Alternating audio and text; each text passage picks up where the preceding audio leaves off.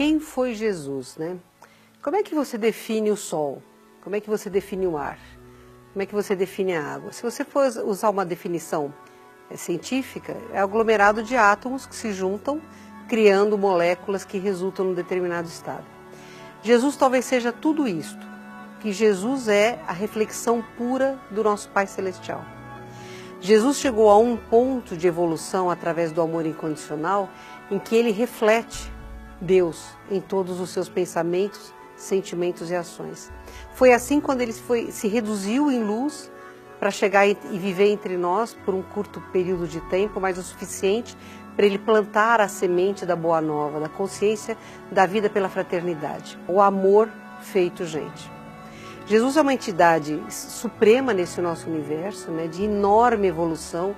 Felizmente nos tem por amigos e filhos, porque afinal de contas, como Emmanuel diz, Jesus com as próprias mãos moldou o planeta Terra e tem um especial carinho pelos seres, né, pelas mônadas, pelas centelhas divinas que aqui estão cursando uma parte do seu desenvolvimento. Então, para mim, Jesus é absolutamente a síntese perfeita do que um espírito pode chegar na reintegração com Deus. Jesus é tudo. A origem de Jesus ela é complexa, né, para a gente falar, porque todos nós, pela lei da justiça, pela lei do amor do Pai Celestial, somos todos originários da mesma forma. Nós nascemos como uma centelha divina, uma mônada, que vai cursando diferentes estágios evolutivos, numa escola que é um planeta, noutra escola que é outra, né? Jesus claramente é uma mônada mais velha do que nós, mas que passou pelos mesmos ditames das leis universais que nós passamos. Qual é a diferença entre Jesus e nós? Ele fez escolhas certas, em momentos certos. Ele fez escolhas pelo todo e não pelo eu. Ele passou pelas dificuldades evolutivas que nós, com toda certeza, mas ele fez as escolhas certas. Ele abriu mão do eu em prol do nós há muito mais tempo do que nós. Claro, eu, até em benefício de mim mesma, eu quero pensar que ele é uma mônada mais velha. Então ele teve mais tempo para chegar lá.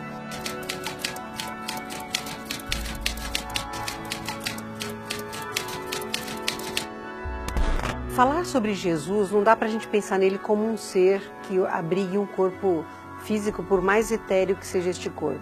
É muita energia, né? A gente sabe que para ele vir encarnar, não reencarnar, mas encarnar na Terra, porque houve só uma passagem dele por aqui, ele teve que se reduzir durante um número incontável de anos para que ele pudesse projetar-se dentro de um corpo mais denso, ainda que especial, com uma genética totalmente avançada para o homem daquela época, avançada para o homem desta época, que suportasse, ainda que por poucas dezenas de anos, o quantum energético deste espírito. Então, imagina um sol maior que o nosso, tá? O nosso sol é pequeno perto de Jesus.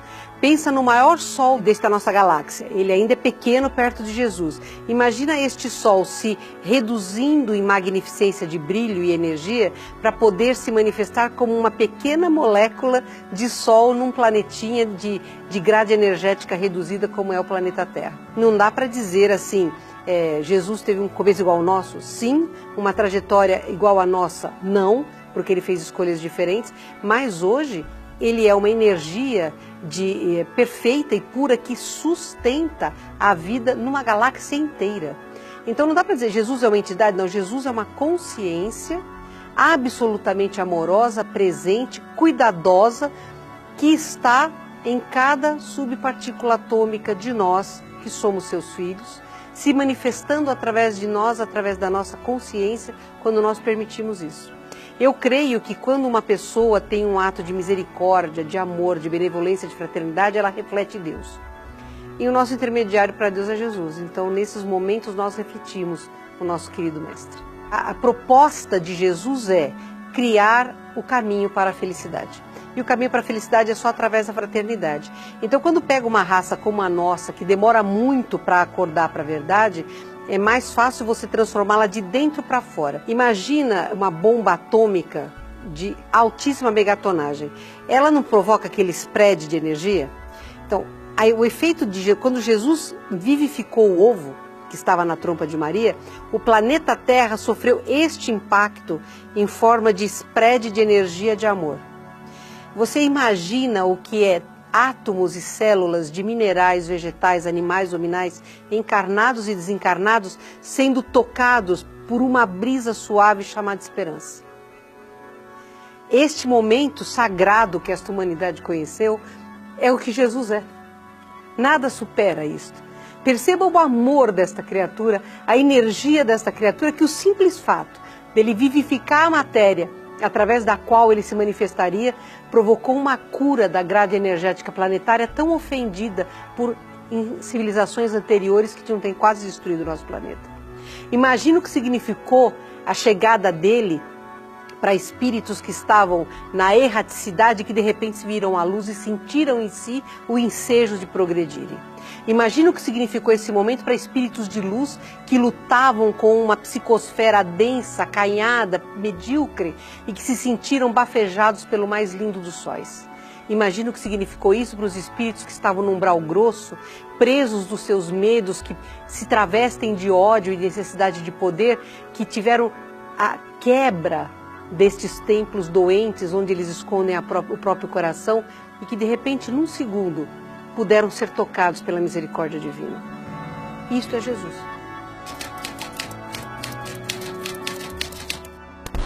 Eu encaro Jesus como um dos filhos de Deus que voltou à perfeição. E filhos de Deus somos todos. Mas sem dúvida nenhuma, nunca houve e jamais haverá na Terra um ser da hierarquia espiritual que Jesus é.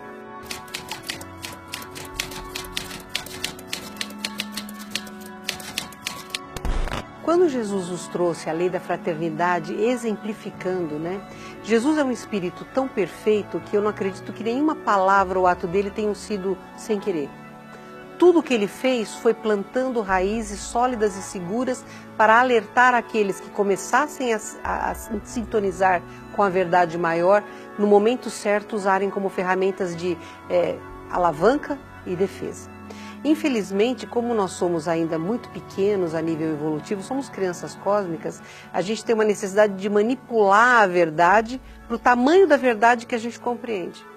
Então, as palavras e os ensinamentos dele vêm sendo manipulados com finalidades pequenas para servir a seres ainda primitivos no quesito fraternidade, porque essas pessoas sabem da magnitude do ensinamento dele, então são os lobos em pele de cordeiro ou sepulcros caiados, né? Então eu não acho, nenhuma religião é perfeita, porque nós não somos perfeitos, né?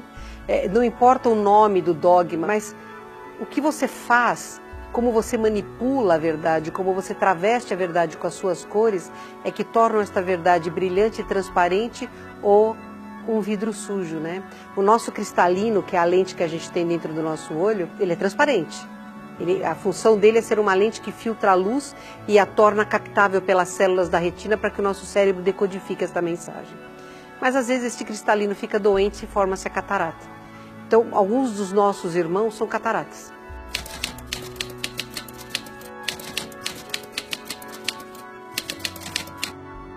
Muitas das coisas que Jesus fez, falou e ensinou não foi retratada nos evangelhos oficiais.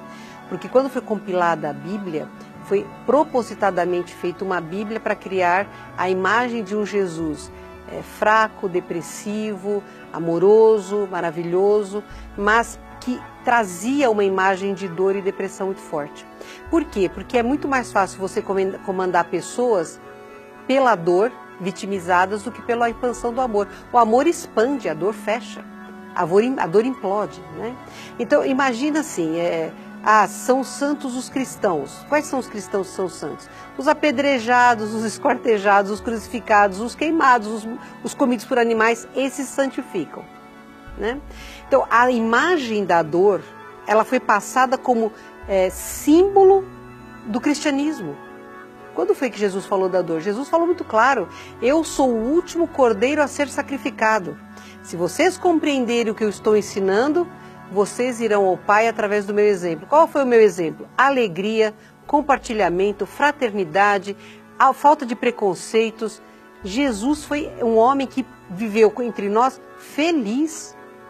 Ele tinha todos os motivos do mundo para se sentir mal, uma psicosfera pequena, seres que não compreendiam o que ele dizia. Ele falou claramente, se eu falo das coisas da terra e vocês não me entendem, como é que eu vou falar das coisas de fora da terra, do espaço? Vendo crianças sendo abandonadas porque eram bastardos, animais apedrejados, doentes rechaçados, os pobres escravizados, pessoas mutiladas porque roubavam pão porque tinham fome. A gente é feliz com o que a gente vive aqui? Quantos de nós não dizem assim, por que eu não sei o que eu estou fazendo parte dessa humanidade? O que eu estou fazendo aqui? E, na verdade, nós estamos nessa humanidade por pura afinidade. E ele veio por meio dessa humanidade por puro amor. A diferença é radical.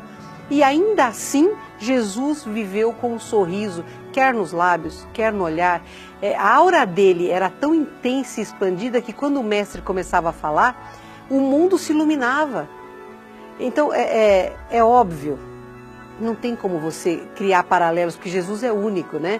Mas eles precisavam dar pra gente uma ideia de um Jesus triste e acabrunhado, porque assim a dor torna você mais frágil, a dor torna você mais vulnerável.